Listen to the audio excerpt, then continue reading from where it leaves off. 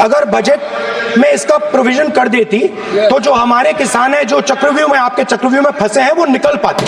ये हमारी थिंकिंग थी, मगर आपने नहीं किया। तो मैं यहाँ इंडिया गठबंधन के तरफ से गारंटी देता हूं कि हम ये काम करके दिखा देंगे।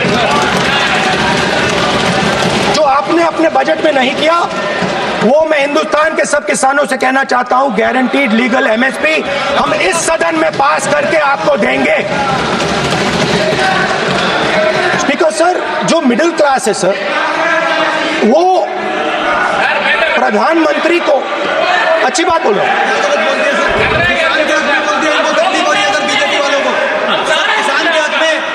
नेताजी पक्ष बोल रहे हैं तो आप बैठे टिप्पणी आप मत करो, आप करोगे तो वो भी करेंगे, आप मत करो, मैं सब साइलेंट करो प्लीज। फिर टिप्पणी कर रहे हो आप, प्लीज माननीय सर मिडिल क्लास जो है वो शायद इस बजट से पहले प्रधानमंत्री को सपोर्ट करता था।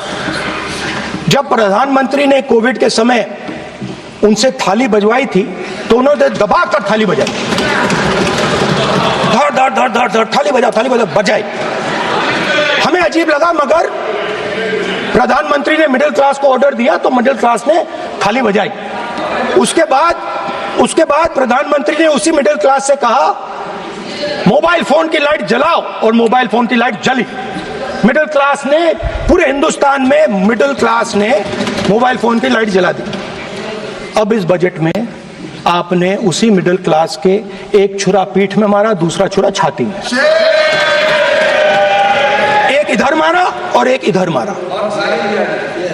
इंडेक्सेशन जो आपने कैंसिल की वो पीठ में छुरा था, और जो कैपिटल गेन्स टैक्स आपने बढ़ाया वो छाती में छुरा था। आपने long term capital gains tax को 10% से 12.5% किया, यहां छाती मारी, यहां छुरी मारी, और शॉर्ट टर्म को 15 से 20% छुरी मारी। दुख की बात है, मगर इसमें एक इंडिया गठबंधन के लिए एक हिडन बेनिफिट है।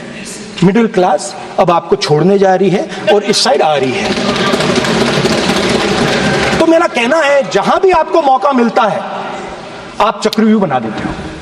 एक चांस मिलता है आप चक्रव्यूह बना देते हो, हम चक्रव्यूह तोड़ने का काम करते हैं। हमारे बजट में किसान का कर्जा माफ हुआ, चक्रव्यूह तोड़ा, मनरेगा हुआ, चक्रव्यूह तोड़ा।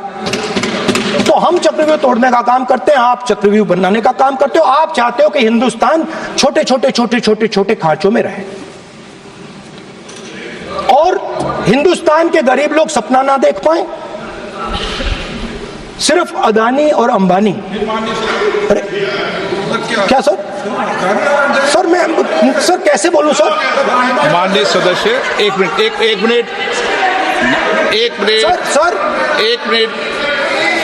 माननीय सदस्यगण,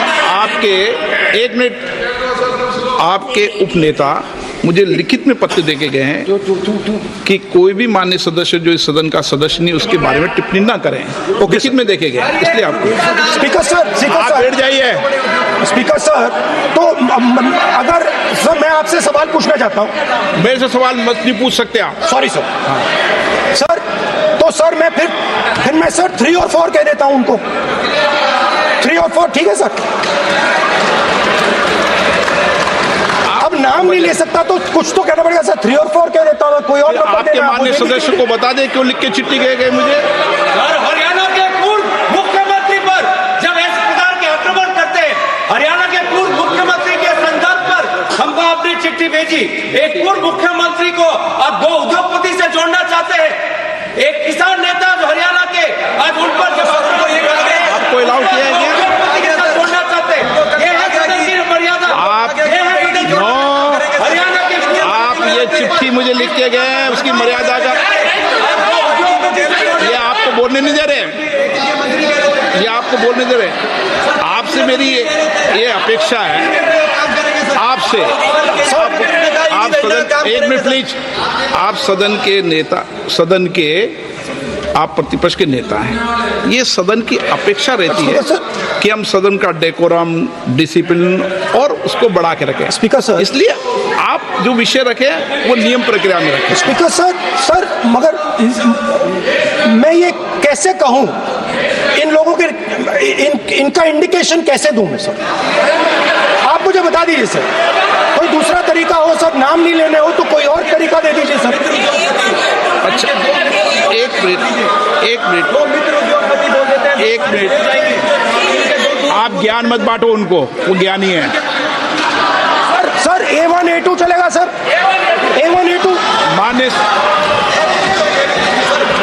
माननीय प्रतिपक्ष के नेता, मैं आपसे फिर अपेक्षा कर रहा हूं कि आप कम से कम नियम प्रक्रियाओं की पालना करेंगे।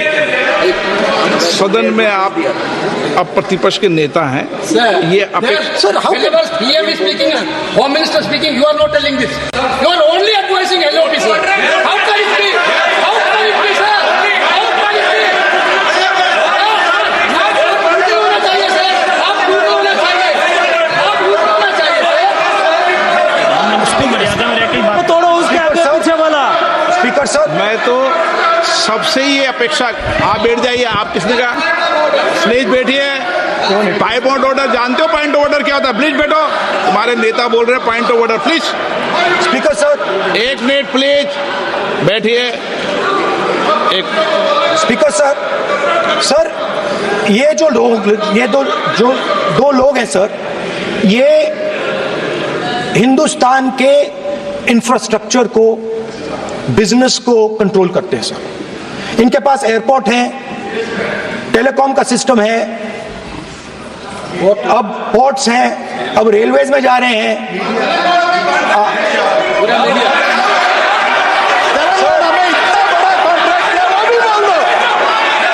सर इनके पास, राजस्थान वाला भी बोलो। सर इनके पास हिंदुस्तान का पूरा धन का मोनोपोली है सर।